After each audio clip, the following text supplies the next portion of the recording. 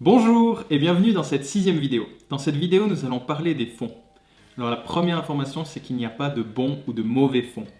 C'est tout des choix que l'on fait en fonction du ton qu'on veut donner à notre vidéo. Par exemple, pour mes premières vidéos, j'avais pris un fond blanc, car j'ai pas de fond d'autres couleurs chez moi.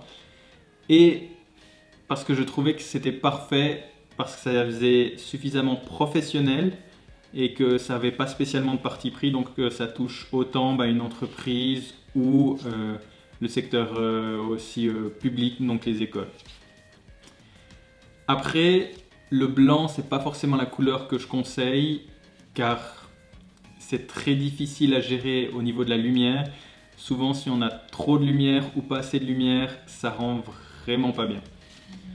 Mais après, on fait toujours avec les moyens du bord. Là, aujourd'hui, j'ai voulu vous montrer un autre type de fond.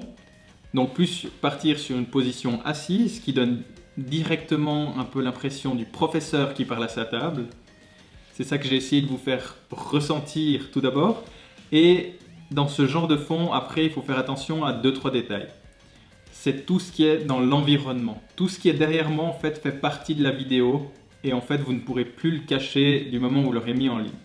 Donc c'est quelque chose à bien faire attention et à montrer aussi ce que l'on a envie de montrer. Donc par exemple, à côté de moi, j'ai une imprimante, ça reste dans le thème bureau et très formel. Après, il faut faire attention, par exemple, si vous voulez pas avoir par exemple une photo de vous en maillot de bain derrière que vous ne voudrez pas voir, il faudrait plutôt la cacher avant de faire le film. Ou aussi, attention de ne pas laisser par exemple traîner un poster de Justin Bieber.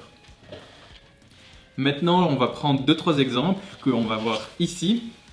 Donc le premier exemple, je trouve c'est un exemple parfait d'une bonne intégration de fond.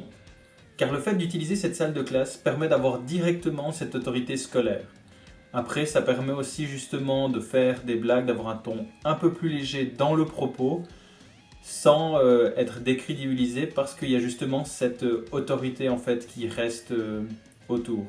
Et le deuxième exemple, c'est McFly et Carlito, c'est deux youtubeurs que j'apprécie et on peut voir directement en fait dans leur fond, même dans la salle dans laquelle ils font, c'est une ambiance beaucoup plus détendue, décontractée et justement qui est orientée vers un public jeune et aussi vers un ton beaucoup plus léger. Voilà, et c'est déjà tout pour aujourd'hui, je vous remercie de m'avoir suivi et je vous dis à demain pour une prochaine vidéo.